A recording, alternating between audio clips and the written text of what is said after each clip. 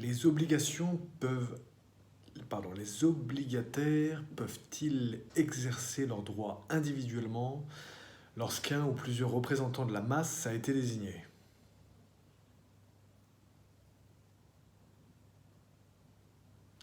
Bonjour Bertrand Mario, avocat à la Cour. Nous indiquions dans de précédentes publications qu'un ou plusieurs représentants de la masse des obligataires pouvaient être désignés. À cet égard, vous pourrez vous reporter à notre petite section pour aller plus loin.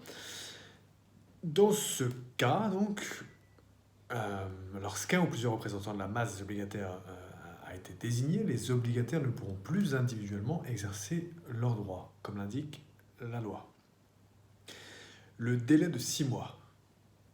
Dans un délai de 6 mois, à compter de leur désignation, les actions en cours avant la désignation des représentants des obligataires seront soit abandonnées, soit reprises par les représentants.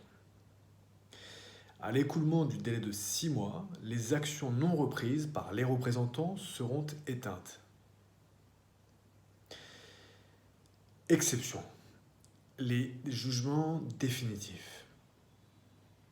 La seule exception au principe selon lequel les obligataires ne pourront plus individuellement exercer leurs droits, lorsqu'un ou plusieurs représentants des obligataires ont été désignés, c'est lorsqu'un jugement définitif a été prononcé avant leur désignation.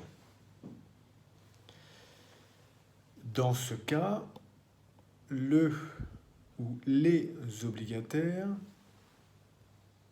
concernés pourront poursuivre l'exécution du dit jugement indépendamment du ou des représentants de la masse des obligataires. Si vous avez aimé cette vidéo, vous pouvez cliquer sur like et vous abonner à la chaîne YouTube Bertrand Mario Avocat. Vous pouvez également nous mettre 5 étoiles dans Apple Podcast, le podcast du droit et de l'impact. Merci beaucoup. Pour aller plus loin, article 470-16 de la loi du 10 août 1915 sur les sociétés commerciales, qui dispose lorsque un ou plusieurs représentants de la masse des obligataires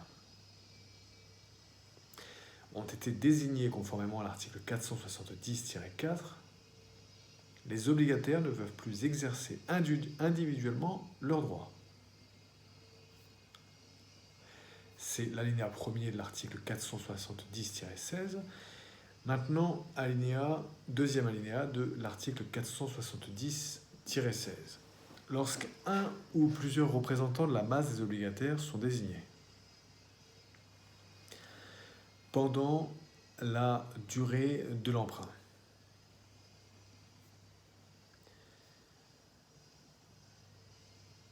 les actions individuelles déjà introduites sont éteintes,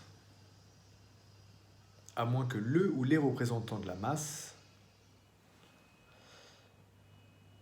ne les reprennent dans un délai de 6 mois à partir de leur désignation. 470-16, alinéa 2, fin de la citation. Maintenant, 470-16, alinéa 3. Les obligataires conservent le droit de poursuivre l'exécution des jugements définitifs obtenus avant la désignation d'un ou de plusieurs représentants de la masse des obligataires. Article 470-16, alinéa 3 de la loi de 1915. J'espère que les travaux à l'extérieur ne sont pas trop bruyants, parce que la construction du tram est à l'œuvre. Donc, ensuite, dans nos sources actuelles, nous vous invitons aussi à vous reporter aux exposés numéro 138, la représentation et la masse des obligataires. La représentation et la masse des obligataires, aussi, c'est numéro 142, les pouvoirs des représentants de la masse des obligataires, première partie. Et c'était l'exposé numéro 142 et l'exposé numéro 143, les pouvoirs des représentants de la masse des obligataires, deuxième partie. Voilà, j'espère que ça a été intéressant et je vous souhaite à très bientôt et je vous remercie pour votre attention. Bertrand Mario.